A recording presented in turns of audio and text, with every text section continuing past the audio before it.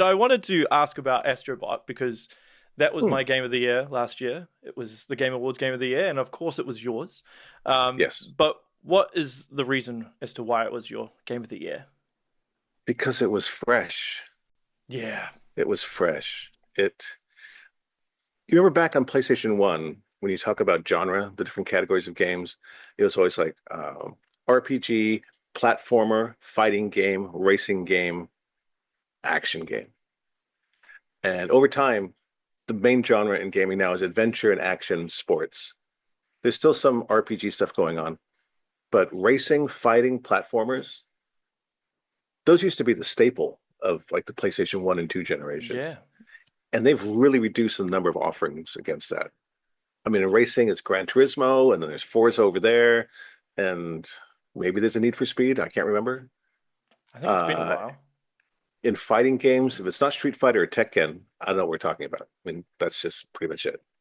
No more Toshinden, Ballerina Toshinden. And platformers, it used to be the thing, right? It was Crash Bandicoot, Spyro the Dragon, Gex, Pandemonium, a whole bunch of different Rayman. And those have just kind of gone by the wayside.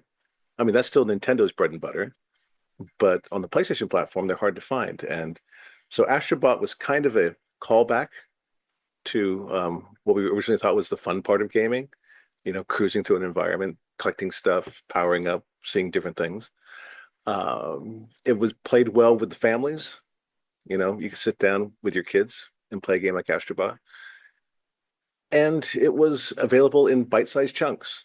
So you didn't feel you had to sit down and do a 9-hour sesh to get to a meaningful point. You can just go through levels and enjoy them for what they are. It was very it was very nostalgic for me, and I think it was for a lot of people. Well, yeah, I think adding in all the additional characters from Sony's IP definitely helped. But I think it Right. also validates what you've been saying for a good while now in terms of games being too long, right? Because it's Mm, what, 12 to 15 hours, very condensed, immaculately yep. polished, and well designed. And you Um, can go back again, and it's replayability. That's the other thing we used to talk about a lot in games 20 years ago. It doesn't have replayability, and I think something like Astrobot does.